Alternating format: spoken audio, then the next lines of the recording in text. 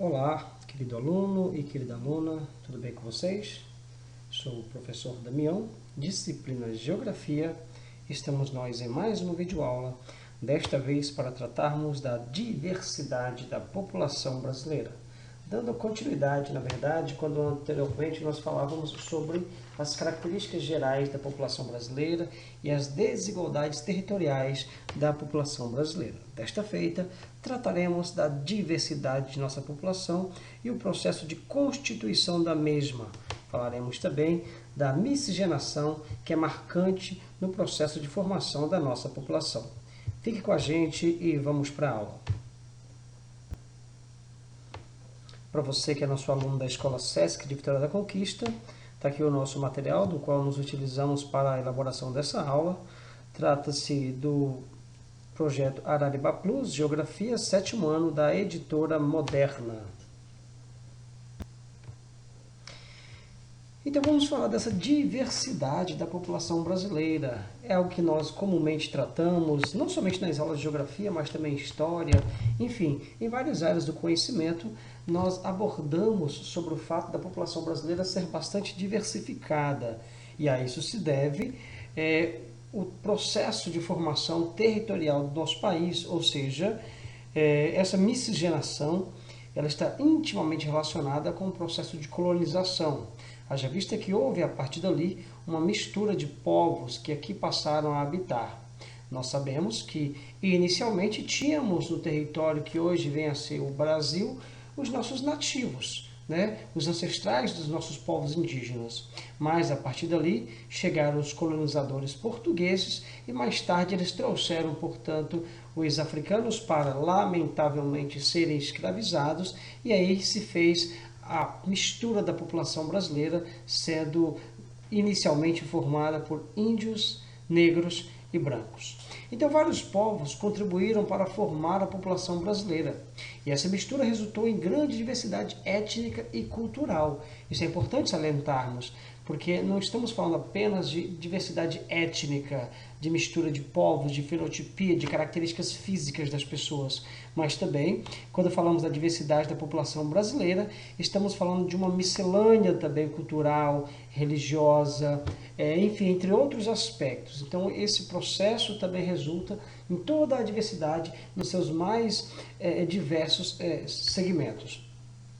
Inicialmente, o povo brasileiro se formou da miscigenação, como eu já disse, entre os indígenas, os portugueses, que eram os colonizadores, e os africanos trazidos como escravos aqui para o território que viria a ser o Brasil. E aí, falamos lá atrás de miscigenação, convém tratarmos do que é miscigenação, A miscigenação consiste na mistura de raças, de povos, de diferentes etnias, ou seja, relações interraciais. Essa obra, Operários, que é uma obra assim, célebre das artes plásticas brasileiras, ela de Tarsila do Amaral, muito revela a constituição da população brasileira mediante essa diversidade, mediante essa mistura de povos. A gente vê pessoas com características típicas de europeus, outros de africanos, outros de indígenas. Um pouco posteriormente também vieram para cá os asiáticos e mais povos europeus, ou seja, nós tivemos, portanto, essa mistura, nós tivemos, portanto, essa miscigenação. Então, a miscigenação, portanto, consiste nessa mistura de povos diferentes, de distintas etnias, e também está intimamente relacionada com essas distintas relações interraciais. A composição da população brasileira é diferente em cada estado. É importante salientarmos isso, porque o Brasil é um país bastante grande. Nós temos uma dimensão territorial muito grande. Também temos 26 estados, além do Distrito Federal. Então, é óbvio que essa composição da população brasileira ela vai se dar de forma distinta de estado para estado, de região para região, muito em função, posteriormente, da vinda de outros imigrantes que por aqui chegaram, seja no Nordeste, seja no Sul, no Sudeste do país, no Norte ou Centro-Oeste. Então, a chegada também de imigrantes europeus, asiáticos, ou enfim, aqui mesmo da América Latina, também temos muitos povos que por aqui migraram, fez com que em cada parte do Brasil, em cada estado, em cada região, chegássemos a uma composição distinta. Então, portanto, isso contribui ainda mais para que sejamos tão diversos no nosso território, se tratando das características populacionais. Então, tudo isso reflete o processo de ocupação que ocorreu em diferentes partes do território brasileiro. Segundo o IBGE, nas suas pesquisas censitárias, quando se pergunta na categoria raça ou cor, cada pessoa, ela na verdade se autodeclara. Os censos, as pesquisas censitárias que acontecem no Brasil a cada 10 anos, que é aquele grande levantamento de dados demográficos em cada domicílio do Brasil, entre as questões abordadas, aborda-se também a questão étnica, que aqui o IBGE denomina de raça ou cor. E aí a pessoa, na verdade, é ela que se autodeclara, o que é algo assim um tanto quanto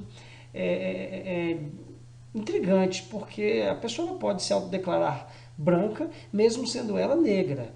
Então, para o IBGE, vale o que a pessoa declara. Então, o processo de autodeclaração. Então, ela pode se declarar parda, preta, negra, amarela ou indígena, branca. Enfim, são os diferentes grupos étnicos que perfazem a população brasileira. Mas, na sua grande parte, as pessoas de fato, e hoje temos, isso é muito importante, um processo de autorreconhecimento, um processo de identificação muito presente, E aí as pessoas, de fato, afrodescendentes, elas se autodenominam afrodescendentes e lutam pela causa e buscam espaço e reconhecimento. Isso também para os grupos indígenas, para os mestiços, para os pardos, enfim. Isso é muito importante, haja vista que o autorreconhecimento, esse sentimento de pertencimento, faz com que as pessoas se valorizem, os seus grupos étnicos também se valorizem e as conquistas sociais possam se fazer presentes. Esse mapa ele mostra de que forma está distribuída por raça e cor, por grupos étnicos, a população no Brasil. Reparem que a população branca ela está ali concentrada de forma mais considerável nas regiões sul e sudeste, e a população negra com uma presença bastante importante na região nordeste, e a gente remonta que é o nosso estado, o estado da Bahia, que é um estado cuja a população afrodescendente é muito presente, isso é muito importante de ser dito. A cidade de Salvador, inclusive, fora da África, é a cidade com o maior número de negros no mundo, A cidade fora da África que tem o maior número de negros é Salvador. Então percebam uma grande proeminência de negros na região Nordeste. Isso tudo se deve também ao processo de colonização, à vinda dos africanos para serem por aqui escravizados, Percebam a presença da população parda, amarelos, que seriam ali descendentes de asiáticos, e também os indígenas, em outras partes. Percebam vocês que era para nós termos um grupo considerável de indígenas espalhados pelo Brasil. Haja vista que foi essa população autóctone, era essa população original do nosso território quando da chegada dos portugueses. Mas é necessário nós apurarmos bem a visão para enxergarmos os pequenos grupos indígenas espalhados em algumas partes do território brasileiro, especialmente no norte do país. Isso se deve, infelizmente, ao processo de quase que dizimação da sua população dos grupos indígenas. Infelizmente, ao longo do processo de colonização, esse grupo étnico brasileiro, nosso grupo étnico nativo, quase chegara a ser dizimado pelo processo de ocupação portuguesa e pelo processo de escravização também, pelo próprio genocídio que aqueles cometeram com as nossas populações indígenas. Um outro mapa que mostra mais uma vez, agora numericamente falando, as composições étnicas por regiões, São dados ali um pouco antigos, é verdade, de 2006, mas dá para revelar alguma informação. Mais uma vez a gente percebe uma proeminência da população branca na região sul e sudeste, negros e pardos na região nordeste, e também um grupo considerável ali, ainda que em pequeniníssimo número, mas a gente percebe ali nas regiões norte, também no centro-oeste brasileiro, da população amarela e indígena. Enfim, nossos povos indígenas. Qual o processo, como se deu esse processo que culminou neste processo de muita redução, numericamente falando, da população indígena no Brasil? Os povos indígenas são descendentes dos habitantes nativos do atual território do país. Então, os nossos grupos indígenas que hoje habitam nas terras demarcadas a muito custo, que o governo demarca para a população indígena, e mesmo assim, infelizmente, essas terras são alvos constantemente de grilagens, de invasões, né? E às vezes o governo faz até vista grossa diante dessa invasão nas terras indígenas. Então, hoje, os remanescentes dos povos indígenas são muito, mas muito inferiores ao número daqueles que aqui habitavam. Então, os nossos indígenas de hoje são descendentes dos habitantes nativos do território quando da chegada dos portugueses, especialmente no século XVI. Daí por diante passou-se a haver esse processo de colonização e, consequentemente, uma redução considerável no número de habitantes indígenas no nosso território.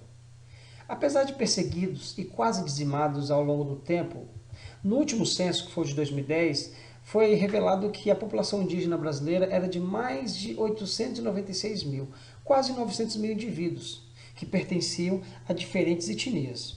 A população indígena ela se concentra de forma mais proeminente na região norte, mas tem-se a presença de tribos, grupos indígenas em todo o território nacional, no Nordeste, no Centro-Oeste, no Sul do país, né? No Sudeste, da mesma forma, ainda nós temos alguns grupos indígenas existindo, algumas tribos, né? Como os Pataxós, como os Tupinambás, como os Aimorés, como outros grupos que, embora em menor número, um número extremamente reduzido, ainda persistem e ainda mantêm ali as suas tradições, os seus usos, os seus costumes, embora às vezes permeados pela cultura, entre aspas, do homem branco, mas ainda tentam, a duras penas, resistir a esse processo de civilização, entre aspas, mais uma vez, esse ato que as pessoas acham que devem impor aos indígenas por acharem que eles não sejam pertencentes a uma civilização, por acharem que eles não,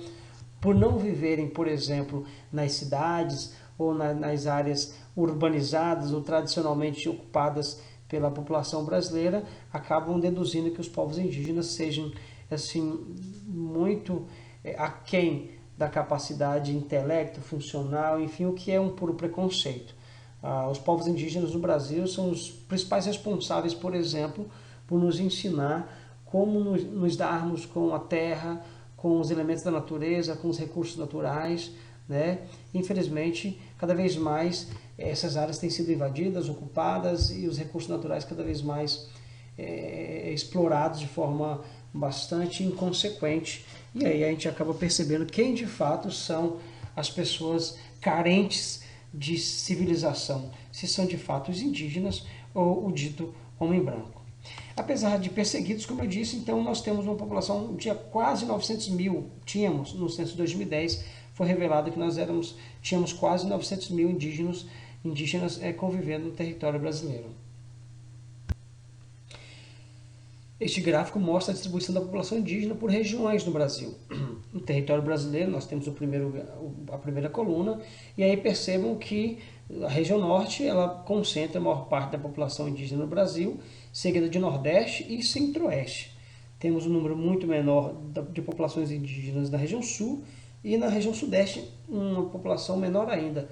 O destaque para a região sudeste é o intenso processo de urbanização que muito contribui para essa quase ausência de grupos, não que não exista, mas se comparado com as outras regiões do Brasil, nós temos uma quantidade bem inferior de grupos indígenas convivendo na região sudeste, dado o avanço do processo de urbanização e dada a exploração econômica das áreas nativas nesta porção do território brasileiro. Preservando a cultura indígena, que é algo muito importante. Preservar, conhecer, para que não haja preconceito, para que não haja deduções inadequadas. A gente não pode deduzir que o índio seja apenas aquela figura folclórica do arco, da flecha, da oca, mas os povos indígenas vai muito além daquilo que a gente aprende desde a nossa infância com essa visão romântica do índio. Na verdade, são pessoas, são seres humanos, são pessoas que se organizam em sociedade, são pessoas que têm suas crenças, seus costumes, seus usos, que exploram a terra e que fazem o uso correto dessa terra, que de fato tem na terra algo muito importante para a sua sobrevivência. Então, precisamos de fato conhecer para também auxiliar na preservação da cultura indígena no Brasil. Aproximadamente 58% dos indivíduos que se declararam indígenas no censo de 2010 habitavam terras indígenas, ou seja, áreas reconhecidas pelo governo brasileiro como de ocupação legítima dos grupos indígenas que sobre elas detêm autonomia. É aquele clichê que a gente costuma usar na sala de aula. Hoje, os indígenas eles estão reclusos a áreas demarcadas a duras penas pelo governo brasileiro, né? E para que essas demarcações aconteçam, são muitos os debates, são muitas as discussões políticas, os interesses por parte, por exemplo, dos grandes proprietários de terra. Então tem todo esse processo, de modo que, na verdade, tudo isso antes pertencia aos povos indígenas. Então hoje eles estão relegados a essas pequenas áreas demarcadas a muito custo e, estando lá dentro dessas áreas, aí sim, eles têm autonomia para o uso destas áreas, eles são de fato legitimamente autorizados a ocupar e a explorar essas áreas, mas infelizmente a gente sabe que nem sempre, mesmo em terras indígenas, ainda não existe essa harmonia, esse sossego, porque ainda infelizmente acontece de muitos interesses econômicos girar em torno desse processo de marcação de terras indígenas e eles acabarem sendo prejudicados também no processo de invasão dessas terras. Existem dezenas de parques de terras indígenas reconhecidas no Brasil, que ajudam a preservar mais de 270 idiomas, além de outras riquezas culturais e costumes tradicionais desses povos. E aí nós vamos ter ainda alguns parques, algumas terras indígenas, que insistem em preservar. É muito importante salientar e valorizar também quando em algumas tribos ali mesmo eles conseguem se organizar e aí a educação passada para os mais jovens, para os grupos indígenas, para os índios mais jovens, por exemplo, é também na sua língua materna e não necessariamente apenas em português. Então isso tudo é importante para o processo de perpetuação e de preservação da cultura indígena no Brasil. Também vieram para cá os africanos, né? E dessa forma muito contribuíram para a formação da população brasileira. Infelizmente, os povos africanos foram por aqui trazidos da forma mais inoportuna possível, da forma mais inadequada, da forma mais questionável possível. O tráfico negreiro, o tráfico de escravos naquela época, pelas tantas do século XVI até o século XVIII, foi uma atividade econômica muito lucrativa, especialmente para os países europeus que na época eram potências marítimas, como Espanha, Portugal, Inglaterra, Holanda, enfim. E nessa de explorar o território brasileiro, os portugueses, a coroa portuguesa também achou de se utilizar da mão de obra escrava, com esses escravos advindos das várias partes do continente africano, trazidos para trabalhar nas atividades econômicas que por aqui eles desenvolveram. Inicialmente, os africanos foram obrigados a trabalhar nas lavouras de cana-de-açúcar, nos engenhos de cana, muito recorrentes no Nordeste do Brasil, especialmente na Paraíba, no Pernambuco, aqui na Bahia, mas também em outras áreas do país, assim como também os africanos posteriormente, a sua mão de obra foi utilizada nas mais diversas atividades, como, por exemplo, na cafeicultura, na exploração de pedras preciosas também, né, entre outras situações. Entre os séculos XVI e XIX, cerca de 4 milhões de africanos de diversos grupos étnicos foram escravizados e trazidos para o Brasil para trabalhar nas lavouras de cana-de-açúcar e tabaco, na mineração, entre outras atividades econômicas. Vivendo no Brasil, os africanos mantiveram alguns hábitos e tradições de seus lugares de origem, influenciando a formação da cultura brasileira. Na música, gêneros de influência africana serviram de base para ritmos como o maxixe, o samba, o choro, entre outros estilos. A influência africana também pode ser identificada na religião, com a difusão do candomblé e da umbanda, e também na culinária, com pratos típicos como o vatapá, o acarajé, que utilizam azeite de dendê na preparação.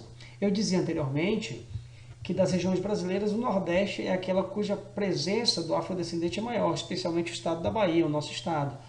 E isso é visível, especialmente nas regiões do Recôncavo baiano, Salvador, região metropolitana também, se percebe muito a cultura presente na culinária, na dança, na própria capoeira, né? E isso se difundiu para o Brasil. Então, muito devemos aos africanos através daquilo que ouvimos na música, daquilo que dançamos, daquilo que comemos, daquilo que vestimos, ou mesmo daquilo que falamos. Haja vista que algumas palavras também do dialeto africano, de algumas línguas advindas dos nossos dos escravos utilizados pela mão de obra portuguesa, dos nossos africanos, estão presentes no nosso vocabulário também, assim como também algo da língua tupi-guarani dos nossos indígenas. Existiam centenas de comunidades quilombolas no Brasil. As comunidades quilombolas eram grupos, né, de ancestralidade africana que, na verdade, hoje estão presentes e que preservam muito a luta daqueles que fugiam da escravidão, que eram os verdadeiros quilombos. Então, as comunidades quilombolas existentes hoje no Brasil são esses grupos que têm nessa ancestralidade dos quilombos a marca da resistência, a marca da organização, entre outras questões. Então, ainda hoje, comunidades quilombolas no Brasil são reconhecidas também, têm ali as suas áreas reconhecidas e preservam a sua identidade, preservam seus costumes, desde aquele período quando tínhamos essa resistência dos escravos fugidos, né, buscando a liberdade, buscando se libertar da escravidão. Então, hoje nós temos inúmeras comunidades quilombolas espalhadas pelo Brasil, que se organizam, claro, não mais sob a égide da escravidão, mas sob a égide do preconceito, sob a égide da falta de oportunidades que muito assola ainda a população afrodescendente no Brasil. Os brasileiros que descendem de povos africanos são considerados afrodescendentes e, infelizmente, como eu acabei de dizer, muitos ainda sofrem com preconceito racial, que é a discriminação em virtude da cor da pele do indivíduo, o que é um problema de natureza social que beira a imbecilidade, porque se tem algo que realmente as pessoas elas insistem, algumas delas é verdade, insistem em nutrir, mesmo sendo algo tão hediondo, é o dito preconceito racial. O preconceito em função da cor da pele de uma pessoa, como se a epiderme, como se a pele fosse revelar o que é a pessoa, como se o cabelo, como se a fenotipia fosse revelar o que é a pessoa. Infelizmente, por conta do preconceito racial ainda presente na sociedade brasileira, o Brasil é um país cujo racismo ele é velado, diz sermos uma democracia racial, mas não somos. Os negros ainda padecem de falta de oportunidade, de muito racismo ainda. E recentemente, no dia 13 de maio, na semana passada, entre aspas, comemorou-se a data da abolição da escravatura.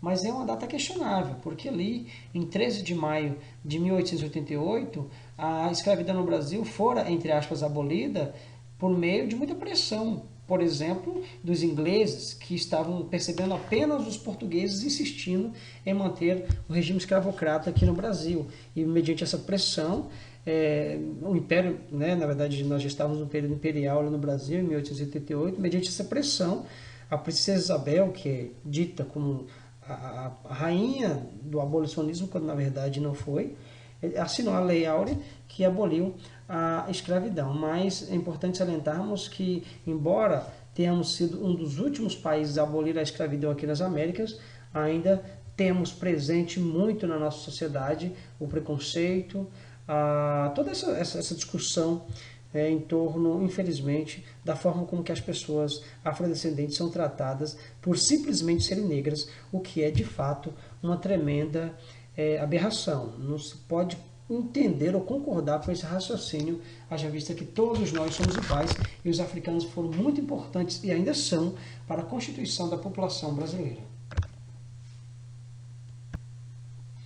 E por fim, agora mais recentemente, nós tivemos a vinda dos imigrantes, especialmente entre os séculos 19 e 20, tivemos a chegada de vários povos, né, advindos principalmente da Europa, além dos portugueses que aqui já viviam, tivemos a presença de outros grupos de portugueses, italianos, espanhóis, alemães, também asiáticos para que vieram, como sírios, os libaneses, os japoneses e outros povos também do continente asiático, chegaram, especialmente ali entre o meados do século XIX e século XX, para trabalharem no sul do Brasil, onde eles colonizaram aquela área ali, ou seja, tiveram do governo brasileiro na época a autorização para ocuparem algumas pequenas áreas de terra e cultivarem essas áreas, e isso fez com que inclusive algumas cidades brasileiras fossem fundadas por esses imigrantes europeus, especialmente lá no sul do Brasil, e aí tivemos a presença muito marcante da cultura europeia, dos alemães, dos poloneses, dos espanhóis,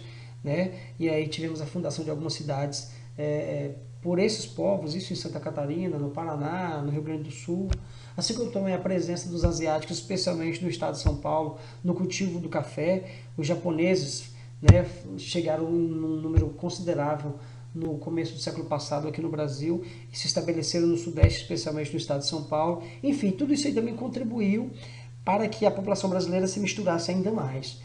E esse processo é contínuo, nós ainda estamos num processo de contínua formação da nossa população, haja vista que as migrações elas não param. Né? Nas próximas aulas nós vamos tratar das migrações internas e externas e vamos perceber o que são os movimentos migratórios e de que forma esses movimentos eles continuam a contribuir para o processo de formação da população brasileira. Mas o fato é que chegamos a esse patamar de uma população tão misturada, tão miscigenada, por conta desses fatores todos que narramos aqui nesses slides que foram passados. E aí os imigrantes eles deixam marcas, inclusive na arquitetura. Né? Essa imagem revela os casarões coloniais na rua da Aurora, no município na cidade de Recife. Né? Repare essa arquitetura das construções com influência portuguesa, holandesa e também francesa. Olha só, e isso se dá em várias cidades brasileiras que ainda preservam a sua arquitetura antiga. Nós percebemos muito traço daquelas pessoas que por aqui vieram habitar e assim também auxiliar no processo de constituição da população brasileira. Essa imagem é justamente para refletirmos sobre a necessidade de nós praticarmos a tolerância no que diz respeito à questão étnica do indivíduo, sobre a sua cultura, sobre a sua crença, né? Porque as pessoas elas devem conviver dessa maneira, respeitando as individualidades, mas também respeitando as diferenças, e é justamente essa mescla de respeito às diferenças que faz com que nós percebamos na individualidade do ser a sua importância, o seu valor. Então é necessário nós percebermos no negro, no branco, no índio, no asiático, enfim, o seu valor, a sua cultura e a sua importância no processo, a sua contribuição no processo de formação da população brasileira. E a gente encerra com esse questionamento. Quem é o brasileiro, portanto? Nós somos, o povo brasileiro é o que exatamente? É uma mistura de várias cores, credos, culturas, etnias. Isso que faz com que a população brasileira seja tão distinta e tão bonita e tão especial por conta desse processo, dessa miscigenação. E para concluir, querido aluno, eu sugiro a você a realização da atividade das questões 1, 2, 3, 4, 7 e 10. Repare que estão alternadas, questões 1, 2, 3, 4, 7 e 10, das páginas 64 e 65 do livro de Geografia. Tentem responder, façam com calma, assistam cuidadosamente essas explicações, recorram ao livro. E aí na nossa live, que vai ser a aula próxima, a aula vindoura, que vai ser a nossa live, nós iremos discutir, corrigir o exercício e sanar algumas dúvidas que por via dos fatos podem estar ocorrendo a cada um de vocês, tá certo?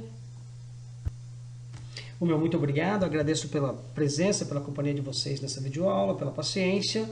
E fiquem com Deus, fiquem em casa, se cuidem e até a nossa próxima aula. Um grande abraço e até a próxima.